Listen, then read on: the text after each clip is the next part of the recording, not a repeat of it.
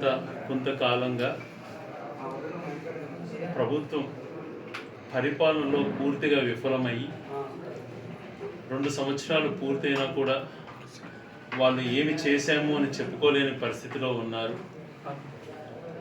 టోటల్గా రాష్ట్రాన్ని నిర్వీర్యం చేస్తూ ఏ ఒక్క రంగాన్ని కూడా గాడిలో పెట్టే ప్రయత్నం చేయకుండా ఆర్భాటాలు చేస్తూ ప్రజలను మభ్యపెట్టే ప్రయత్నం చేస్తుండడం చాలా బాధాకరం. ప్రతిపక్షంలో ఉన్నాము, అధికార పార్టీని విమర్శించడమే వీరి యొక్క విధానం అటువంటిది మాట్లాడుతుంటారు చాలామంది కూడా. మేము ఏదైనా చెప్తే కూడా గతంలో చెప్తూ వస్తున్నా కూడా. కానీ ఒకటి గమనించారు, అధికార పార్టీలోనే ఆ పార్టీలోని శాసనసభ్యులే ఆ పార్టీలో ఉన్నటువంటి ఆ పార్టీ బీఫామ్ ద్వారా ఎన్నికై ఆ పార్టీలో శాసనసభ్యులుగా కొనసాగుతున్నటువంటి వాళ్ళే కైకలూరు ఎమ్మెల్యే గారు కానీ, కైకలూరు కాదండి ఆయన తిరువూరు ఎమ్మెల్యే గారు కానీ, పోలవరం ఎమ్మెల్యే గారు కానీ, జనసేన పార్టీకి సంబంధించినటువంటి పోలవరం ఎమ్మెల్యే, తెలుగుదేశం పార్టీకి సంబంధించినటువంటి తిరువూరు ఎమ్మెల్యే గారితో సహా అనేక మంది అధికార పార్టీ నాయకులే చాలా దారుణమైన పరిస్థితులు రాష్ట్రంలో నెలకొన్నాయి.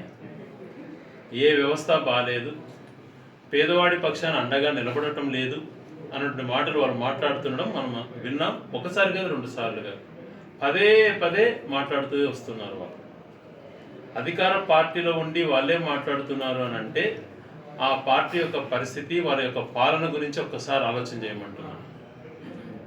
వాళ్ళు దళితులకి ఇస్తున్నట్టు గౌరవం కానీ, వారు బడుగు బలహీన వర్గాలకు ఇస్తున్నట్టు ఏ పార్టీ గౌరవం అనేటువంటిది మనకు స్పష్టంగా కళ్ళకు కనపడుతూ ఉంది.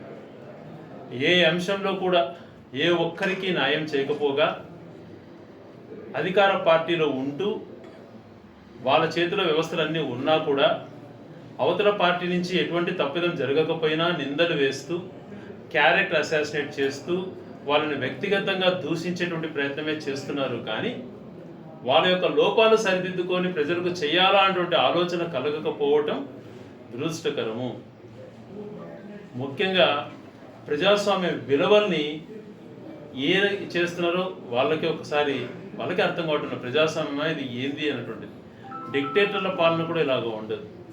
ప్రశ్నించిన వాళ్ళని ఇబ్బందులు పెట్టడం, వాళ్ళపైన తప్పుడు కేసులు బనాయించడం, లేని చట్టాలు తీసుకొని వచ్చి పెట్టడం, మళ్ళా వాళ్ళపైన ఆ కేసు బలం చేకూర్చడం కోసం లేనటువంటి అంటగట్టి వాళ్ళ యొక్క నాయకులతో మాట్లాడించి దుష్ప్రచారాలు చేయటం, ఇవన్నీ చూస్తుంటే ప్రజాస్వామ్యంలో మనం ఉన్నామా, నియంకృత పాలన మనం ఉన్నామా అన్నది అర్థం కావటం లేదు. యూట్యూబర్ల స్వేచ్ఛ ఏ రకంగా హరిస్తున్నారో, మీడియా యొక్క స్వేచ్ఛను ఏ రకంగా హరిస్తున్నారో చాలా కాలంగా మనం గమనిస్తున్నాం. ఎస్, పొలిటికల్గా ఉన్నప్పుడు, ఒక వ్యవస్థలో ఉన్నప్పుడు నిబద్ధత అన్నటువంటిది ఉండాలి. పర్సనల్ విషయాలు కానీ, ఇంకొక మహిళల విషయాలలో కానీ వ్యవహరించేటువంటి వాళ్ళు కానీ, వాళ్ళని కించపరిచేటువంటి వాళ్ళని ఎవడు కూడా సమర్థించడు. కానీ వ్యవస్థ లోపాలను చెప్పిన వాళ్ళను కూడా ఇబ్బందికర పరిస్థితులు సృష్టించడం అన్నటువంటిది గతంలో ఎప్పుడు జరగలేదు, కొనసాగుతుంది. కింది స్థాయి నుంచి పై స్థాయి వరకు, సర్పంచ్ స్థాయి నుంచి ముఖ్యమంత్రి స్థాయి వరకు, ఎమ్మెల్యేలు, మంత్రులు, ముఖ్యమంత్రి దగ్గర డిప్యూటీ సీఎంలు అంతా కూడా వేధించుకు తినటమే, ప్రశ్నించే వాళ్ళను అంతం చేయండి అన్నటువంటి నిదానంతోనే వెళ్ళిపోతున్నారు. అనేక విషయాలలో వాళ్ళు వైఫల్యాలు చెందారు అన్నటువంటి మాట వాళ్ళు మర్చిపోతున్నారు. రాష్ట్రంలో పరిస్థితులు అన్ని రంగాలలో విఫలమయ్యారు. చూస్తే విద్యార్థుల పరిస్థితి చాలా దారుణంగా ఉంది. డిగ్రీలు కంప్లీట్ అయిపోయినాయి, సర్టిఫికెట్స్ తెచ్చుకోవాలి, ఉద్యోగాలు వచ్చినాయి, సర్టిఫికెట్స్ కోసం పోతే కాలేజీ వాళ్ళు మీరు డబ్బులు కడితే సర్టిఫికెట్ ఇస్తామంటున్నారు. 2 సంవత్సరాల నుంచి ఫీజు రింబర్స్మెంట్ ఇవ్వలేదు. వాళ్ళ పరిస్థితి ఇంట్లో వాళ్ళ తల్లిదండ్రుల బంగారును తాకట్టు పెట్టి, వాళ్ళ పుస్తకం తాకట్టు పెట్టి సర్టిఫికెట్ తీసుకునే పరిస్థితి ఏర్పడింది. చాలామంది ఆ డబ్బులు ఇచ్చుకోలేక ఉద్యోగాలు వదులుకుంటున్నారు. విద్యార్థుల పరిస్థితి ఈ విధంగా ఉంది. వాళ్ళకి ఇస్తానటువంటిది 3,000, అసలు దాని గురించే పట్టించుకోలేదు. 2 సంవత్సరాలు అయిపోయింది. ఒక్కొక్క విద్యార్థికి దాదాపుగా 70,000 బాకీ పడ్డాడు. నిరుద్యోగ వృత్తి ఇస్తాను, అది ఇవ్వలేదు. రైతులకు 1 సంవత్సరం పూర్తిగా రైతు భరోసా ఎగరగొట్టాడు. ఒక్కసారి ఇన్పుట్ సబ్సిడీ లేదు, ఏ పంటకు మద్దతు ధర లేదు, ఎరువుల కొరత ఏర్పడింది, విత్తనాల పంపిణీ కూడా ఖరీఫ్ స్టార్ట్ అయిపోయి నెల పైన అయింది. ఏ గ్రామంలో కూడా పూర్తి స్థాయిలో విత్తనాలు పంపిణీ చేయలేదు అని అంటే వీళ్ళ పాలన ఎలాగుందో ఒకసారి అర్థం చేసుకుంటాం. ఇంకా చేసినటువంటి మోసం మహిళలకి ఏ పార్టీదో రాష్ట్ర ప్రజలకు ప్రతి ఒక్కరికి తెలుసు.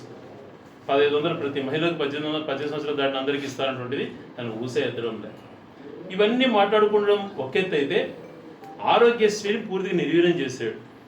పూర్తిగా ఆ వైద్యాలకు సంబంధించి ఏదైతే ప్రొసీజర్స్ పెంచారో దాని ప్రకారం వాళ్ళకి ఇవ్వకుండా హాస్పిటల్స్కి ఇవ్వాల్సినటువంటి బకాయిలు దాదాపుగా 6-7 వేల కోట్లు బకాయిలు పెండింగ్ పెట్టి అరాకొరగా వాళ్ళ వాళ్ళ అభిమానాన్ని తాకట్టు పెట్టుకొని రాజకీయ నాయకులు చుట్టూ తిరుగుతూ ఆ సీఎం రిలీఫ్ ఫండ్ చెక్కుల కోసం ఎగబడాల్సి వస్తాం. ఇది అందరికీ హక్కు, అది ఆరోగ్యం అన్నటువంటిది. ఆ హక్కును కూడా హరింపజేశారు. వీటన్నిటితో పాటు లా అండ్ ఆర్డర్ అన్నటువంటిది పూర్తిగా రాష్ట్రంలో లేకుండా మొటమాయం చేశారు. చూస్తే ఒక తల్లి నా బిడ్డ కనీసం అతన్ని కాల్ చేసి ఆ బోర్డుదైనా ఇవ్వండి అని వేడుకుంటే గతంలో అతను రౌడీ షీట్ అది మాట్లాడారు, మళ్ళీ ఇంటికి పిలిపించుకుంటారు, కేసును ఫైల్ చేస్తామంటారు, సీఎన్ అరెస్ట్ చేస్తామంటారు, వాస్తవాలు తెలియకుండా పోతారు. ఆయన అయితే ఇంకా పవన్ కళ్యాణ్ గారు అయితే చాలా అన్యాయం. ఆ సుగాల ప్రీతి గారి ఒక తల్లి ఆవేదన చూసి పార్టీ పెట్టాల్సి వస్తుంది. నేను అధికారంలోకి వచ్చిన వెంటనే ఒక వారంలో న్యాయం చేస్తాన వ్యక్తి డిప్యూటీ సీఎం అయిపోయి ఇప్పుడు నా చేతిలో ఏముంది, ఆ సాక్ష్యాలు ఏమో కూడా మార్పిడి జరిగిపోయినాయి అన్నటువంటి మాట తన నోట్లో నుంచి వస్తుంది అని అంటే వీళ్ళు పాలకులా నయవంచుకులా అన్నది అర్థం కావటం లేదు. ఇలాంటి వ్యక్తుల నాయకులుగా ఉండాల్సింది రాష్ట్రం.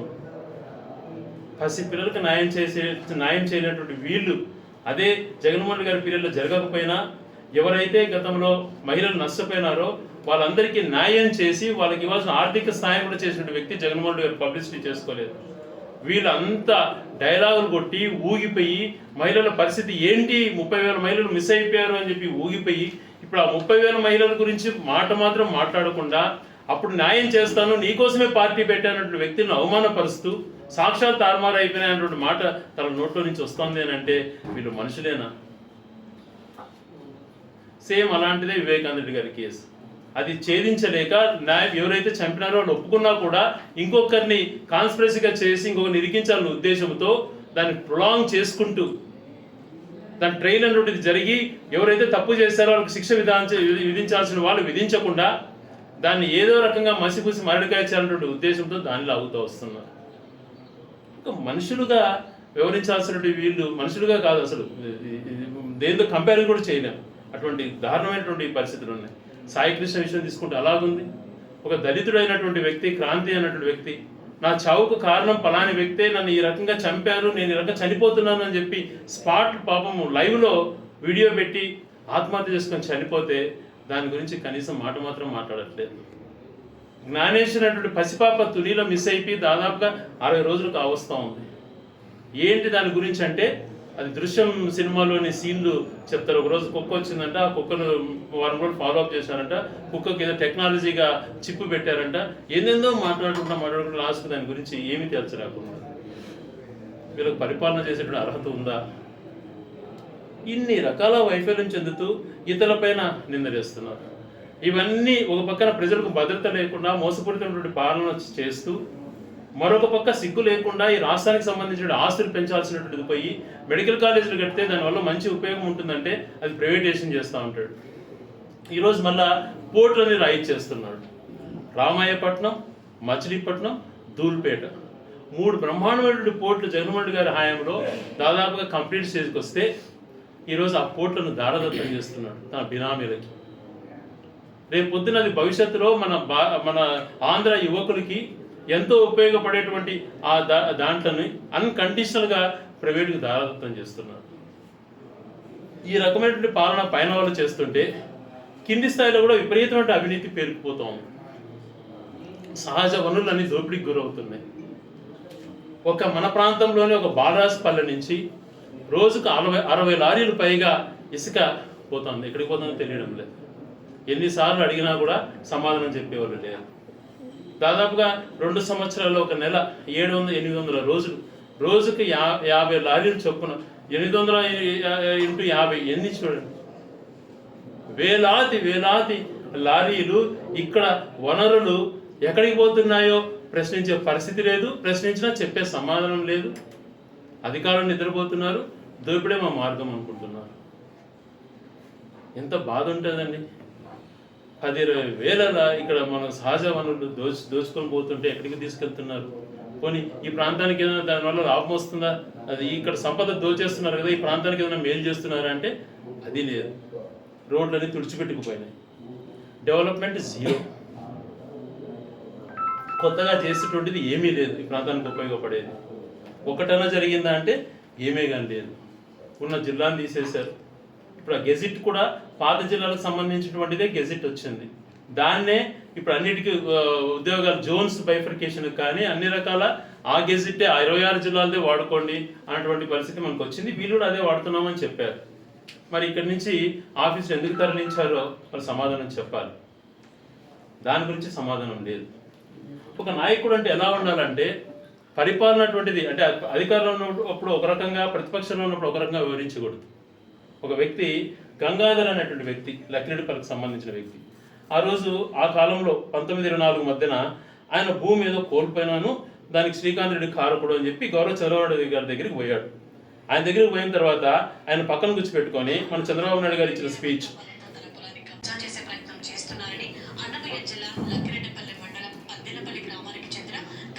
చంద్రబాబు వద్ద ఆవేదన వ్యక్తం చేశారు.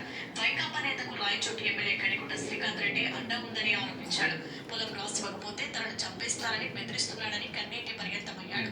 అధైర్యపడొద్దని బాధితుడికి సూచించిన చంద్రబాబు తన ప్రాణం అడ్డుపెట్టైనా కాపాడుతారని గంగాధర్కి భరోసా ఇచ్చారు. ప్రాణం అడ్డుపెట్టైనా కాపాడుతానన్నాడు. అప్పుడు చంద్రబాబు నాయుడు ప్రాణం అడ్డుపెట్టి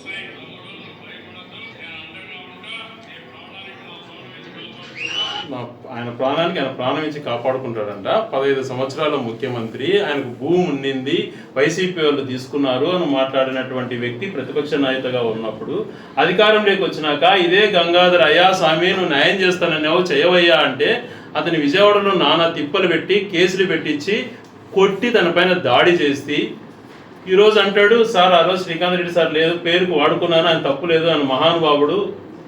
ఈరోజు ఇట్లా నాకు న్యాయం చేయండి అని అంటే ఆ రోజు ఆరోపణ చేసినటువంటి వైసీపీ నాయకుడికి టీడీపీ కండవా కప్పి ఆయన పునీతుడు అయిపోయినాడంట. ఇది కండవాల పంచాయతీ. ఇప్పుడు జరుగుతున్న కండవాల పంచాయతీకి ఇది ఒక ఎగ్జాంపుల్. ఇట్లాంటివి జరుగుతున్నాయి. ఇటువంటి వ్యక్తులకు కండవాలు మారుతానే ప్రాణానికి అడ్డేస్తా, నా ప్రాణం అడ్డు వేసి కాపాడుతానటువంటి వ్యక్తి అవతలోడు కండవా కప్పుకుంటానే మర్చిపోయేటువంటి నీచమైన పరిస్థితి వచ్చింది అని అంటే ఎటువంటి రాజకీయాలు కొనసాగుతున్నాయి ఒక్కసారి ఆలోచన చేస్తుంది.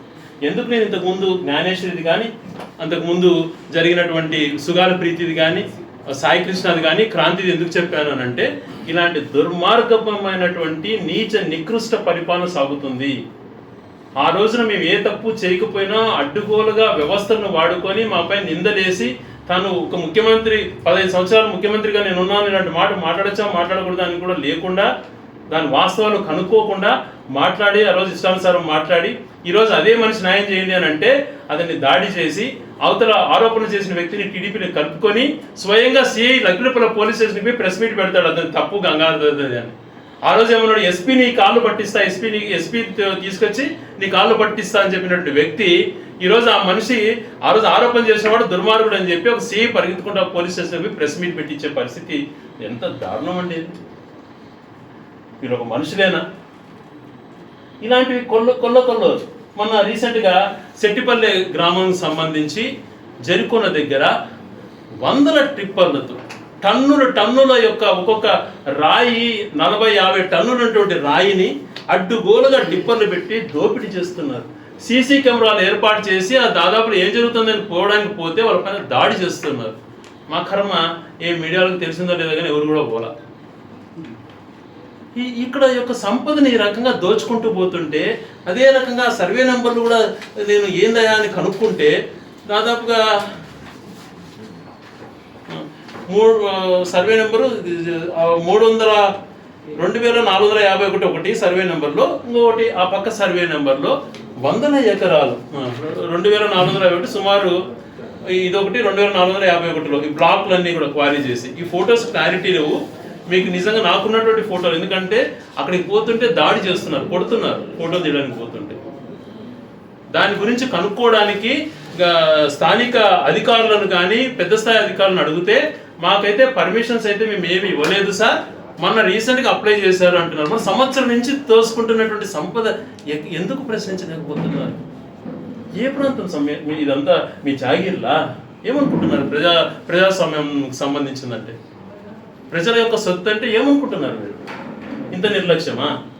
మరి కొంచెం గట్టిగా ఎందుకు మీరు పట్టించుకోవట్లేదు, ఇంత దారుణంగా పరిస్థితులు జరుగుతున్నాయని అంటే, సార్ లోకేష్ గారు సీఎం గారు పర్సనల్ అంటే సార్ అదే అని చెప్తున్నారు. మరి దానికి సమాధానం చెప్పాలి. వాళ్ళ పేర్లు నిజంగా ఇక్కడ నుంచి సంపద దోచుకునేటువంటి పరిస్థితికి చంద్రబాబు నాయుడు గారు లోకేష్ గారు వచ్చారా అంటే మాకు ఆశ్చర్యం కలుగుతాను. మరి వాళ్ళ పేరు చెప్తున్నారు, నేను చెప్పే మాట కాదు, వాళ్ళు చెప్తున్నటువంటి మాట. వాళ్ళ పేర్లు చెప్పి వాళ్ళ పర్సనల్గా దోచుకుంటున్నారు సార్ అన్నటువంటి మాట మాట్లాడుతున్నారు. దీనిపైన సమాధానం చెప్పాల్సినటువంటి బాధ్యత ప్రభుత్వం పైన ఉంది. ఒకటి కాదు, రెండు కాదు. ఇలాంటి కొల్ల జిల్లా ఏర్పడే సమయంలో ఈ చుట్టుపక్కల రింగ్ రోడ్డు కానీ చుట్టుపక్కల ప్రాంతాలలో ప్రభుత్వ భూములు ఏమున్నాయని ఐడెంటిఫై చేయించి నేమ్ బోర్డ్ అక్కడ నోటీస్ బోర్డు డిస్ప్లే చేయించినటువంటి చరిత్ర నాది. నా పైన మాట్లాడతారు వీళ్ళు. ఆ లెక్కలన్నీ ఉన్నాయి కదా. తర్వాత ఈ 2-3 సంవత్సరాలలో ఏమన్నా క్రాంతమైనాయో అవన్నీ డేటాలు ఎందుకు చెప్పలేకపోతున్నారు? ఆ బోర్డు పెరికేసి ఇష్టానుసారంగా ప్లాట్లు వేసుకున్నారు. నేను ఒకటే, ప్రభుత్వ ఆస్తులకు సంబంధించింది కానీ ప్రభుత్వ భూములకు కానీ కాపాడాల్సిన బాధ్యత ప్రతి పౌరుడిగా ఉంటుంది. ఒక రాజకీయవేత్తగా కాకుండా ఒక పౌరుడిగా చెప్తున్నాను. ఒకవేళ అప్పుడు గవర్నమెంట్ ల్యాండ్స్ అనేటువంటివి ఉన్నాయి అన్నటువంటిది ఐడెంటిఫై చేయడం జరిగింది. కొన్ని ఈ పెమ్మాడపల్లి దగ్గర పార్కులు కేటాయించాం, కొన్ని హాస్పిటల్కి కేటాయించినటువంటి సైట్లు కానీ, రింగ్ రోడ్లో విలువైనటువంటి స్థలాలు ఏవైతే ఉన్నాయో వాటిని ప్లాట్లుగా మార్చారు అని చెప్పి మాట్లాడుతున్నారు. ఒకవేళ నాకైతే కన్ఫామ్గా తెలియదు, ప్లాట్లుగా మార్చినంటే ఆ సర్వే నెంబర్ భవిష్యత్తులో అక్కడ 7 అంతస్తుల భవనాలు కట్టినా, అక్కడ ఇందిరా భవనాలు కట్టినా అవి ఉండవు. క్రయ విక్రయాలు జరుపుకునే వాళ్ళు జాగ్రత్త. మళ్ళీ మీ వాళ్ళు ఎవరో వచ్చి ఇంకోటి ఏడ్చి కన్నీళ్లు పెట్టుకున్నా జరగదు. అప్పుడు బాధపడ్డా వేస్ట్. అట్లాంటి భూముల జోలికి దయవుంచి పోవద్దండి, క్రయ విక్రయాలు జరుపుకోకండి. అది చాలా, ఎందుకంటే ఇదేదో వ్యక్తిగతంగా కాదు, ప్రజల యొక్క సొమ్మును ప్రభుత్వం యొక్క సొమ్మును కాపాడాల్సిన బాధ్యత పౌరుడిగా చెప్తున్నా, పౌరుడిగా బాధ్యత తీసుకుంటా. కాబట్టి అటువంటి వాటి జోలికి ఎవరు కూడా వెళ్ళొద్దు అని చెప్పి ప్రజలకు అందరికీ కూడా తెలియజేస్తున్నా. ఇలాంటివన్నీ కూడా చాలా ఉన్నాయి. ఆ డీటెయిల్స్ అన్నీ కూడా డిస్ప్లే చేయబడ్డాయి. ఏది కూడా ఏదో బ్లంట్గా మాట్లాడేటువంటిది కాదు, ఐడెంటిఫై చేసి క్లియర్గా రికార్డ్స్ కూడా పెట్టించాం. ఇటువంటి జరుగుతాయి అని చెప్పే ముందు ఆలోచనతోనే వాటి అన్నిటిపైన ఖచ్చితంగా కూడా మళ్ళీ ఐడెంటిఫై చేసి అక్కడ ఇంద్ర భవనాలు 7 అంతస్తుల భవనాలు కట్టినా కూడా అవి నేలమట్టం అవుతాయి అన్నటువంటిది ముందే చెప్తున్నాం. కాబట్టి దాంట్లో మీరు మళ్ళీ తర్వాత నష్టపోయినాము లబో దిబ్బో అనుకోకుండా ముందే జాగ్రత్త పడండి. వీటన్నిటిని ఏదైతే మైనింగ్ చెప్పానో, ఏదైతే ఈ టిప్పలు చెప్పానో వీటన్నిటిపైన కూడా సమాధానం చెప్పాలి. పరిగెత్తుకుంటా పోయి గంగాధర్ ఏదో అన్నాడని చెప్పి ప్రెస్ మీట్ పెట్టారే, ఇవన్నిటిపైన కూడా ప్రెస్ మీట్ పెట్టండి అధికారులు. ఆ గంగాధర్ అనే వ్యక్తే నేను మాట్లాడింది కాదు, ఆయన ఎస్పీ కాళ్ళు పట్టిస్తా, ఎస్పీ సంగతి తేలుస్తా అని మాట్లాడారు. అప్పుడు మీ ఎస్పీనేయా, మీ పోలీస్ సంబంధించిన ఎస్పీనే అనింది, అప్పుడు నన్ను కాదు. ఈరోజు మీరు పరిగెత్తుకుంటా పోయి అతనిదే తప్పు, గంగాధర్దే తప్పు, మా కండవాళ్ళు మా వాళ్ళు మార్చేసుకున్నారు కాబట్టి అవతల వాళ్ళదే తప్పు లేదని మాట్లాడారు కదా. మరి వీటన్నిటికీ సమాధానం చెప్పాలి. సెట్టిపల్లి గ్రామంలో లోకేష్ గారు చంద్రబాబు గారు తీసుకుపోతున్నారు అంటున్నారు. ఈ టిప్పల సంగతి అడిగితే మాకు తెలియదు సార్, పెద్దోళ్ళ వ్యవహారం అంటున్నారు. ఇన్ని వేల సంబంధిత టన్నులకు సంబంధించి ఇవన్నీ ఎక్కడికి పోతున్నాయి? ఇవన్నీ సమాధానం చెప్పాలి కదా. ఎవరైతే సిఆర్ఎస్ అలాంటి రెస్పాన్సిబుల్ ఆఫీసర్స్ అంతా కూడా చెప్పాలి కదా. ఈ రోజుకి సంవత్సరం పైనుంచి మైనింగ్ జరుగుతుంది సెట్టిపల్లి గ్రామంలో. ఇంతవరకు దానికి ఎన్విరాన్మెంటల్ క్లియరెన్స్ లేదు, ఎటువంటి పర్మిషన్స్ లేవు. ఇప్పుడు రీసెంట్గా ఇచ్చారంట, అది ఇంకా పర్మిషన్స్ గ్రాంట్ కాల, అప్లై చేశారు. మరి అప్లై చేయకముందే సంవత్సరాల తరపున ఇన్ని రకాల దోపిడీ జరిగినప్పుడు ఎందుకు సమాధానం చెప్పుకోలేకపోతున్నారో ఒక్కసారి వాళ్ళు చెప్పాల్సిన బాధ్యత ఉంది. వీటన్నిటితో పాటు దేన్నైనా కూడా మంచి జరిగేటప్పుడు దేనికైనా సహకరిస్తాం. తప్పు జరుగుతున్నప్పుడు, తప్పును ప్రశ్నించినప్పుడు ప్రతి ఒక్కరూ దాన్ని బాధ్యతగా తీసుకోవాలి. చేతనైతే అది తప్పు లేదు, ఇది జరుగుతోంది అని చెప్పి వాస్తవాలు చెప్పగలగాలి. మాకు ఆ అవసరం లేదు, మేము దాడులే మా సిద్ధాంతం అంటే ఎవరు భయపడరు. సో ఇవన్నిటిపైన ఖచ్చితంగా ప్రశ్నిస్తూ పోతుంటాం. పైనుంచి కూడా అనేకమైనటువంటి ఇన్ఫర్మేషన్స్ మాకు కూడా వచ్చాయి. వాటన్నిటిని కూడా క్లియర్గా మీడియా సోదరులతో షేర్ చేసుకుంటాను. ఇంత అస్తవ్యస్తమైనటువంటి పాలన చేస్తున్నటువంటి వీళ్ళకు పైన పరిపాలన అలాగే ఉంది, కింద చూస్తే ఈ రకంగా జరుగుతుంది. ప్రజలకు మేలు చేసేటువంటిది ఏది జరగలేదు. ఒక పక్కా గృహం ఇంతవరకు ఏ గ్రామంలో ఇచ్చిన పాపాన పోలేదు, ఒక కొత్త పెన్షన్ ఇచ్చినటువంటి పాపాన ఇల్లు పోలేదు. ఇంత పరిపాలనగా వైఫల్యం చెంది ఇతరుల పైన గొడ్డలి పార్టీలను మాట్లాడతారా? ఎవరిదండి గొడ్డలి పార్టీ? మీది వెన్నుపోటు పార్టీ. మీ పార్టీ పుట్టుకే తప్పు.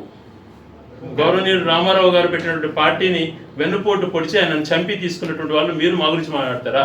మేము ప్రజాబలంతో వచ్చాం, ప్రజల ఎమోషన్తో, ప్రజల యొక్క కోరిక మేరకు వచ్చినటువంటి పార్టీ మాది.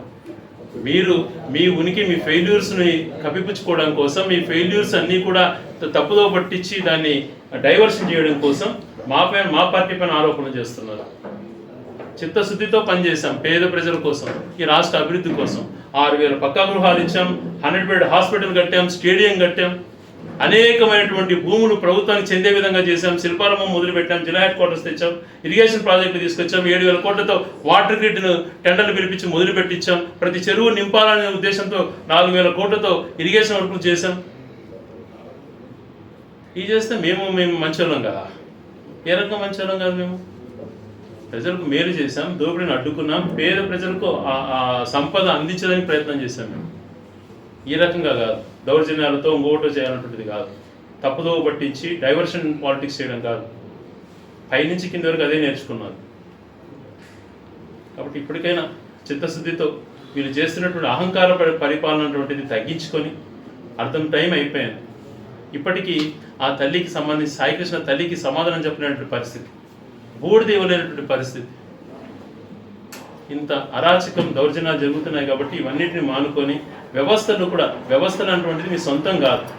ఈ వ్యవస్థలు అనేటువంటిది కాపాడాల్సిన బాధ్యత ప్రతి ఒక్కరిపైన ఉంటుందని గమనించుకొని ప్రతి అధికారి కింది స్థాయి VARI నుంచి కలెక్టర్ వరకు బాధ్యతగా వ్యవహరించండి. ఇప్పుడు బాధ్యతగా వ్యవహరించిన వాళ్ళందరూ కూడా మేము ఆయన మాదిరి రెడ్ బుక్ అనం కానీ తప్పు చేసేటువంటి వాళ్ళు ఎవ్వరు కూడా తప్పించుకొని పోలేరు. ఏ అధికారైనా ఏ మనిషి అయినా వాళ్ళందరికీ కూడా ఖచ్చితంగా ప్రజాస్వామ్యంలో పడవలసినటువంటి శిక్ష పడుతుంది తప్పు చేసిన వాళ్ళకి. అది గమనించుకొని పోవాలని చెప్పి హెచ్చరిస్తారు.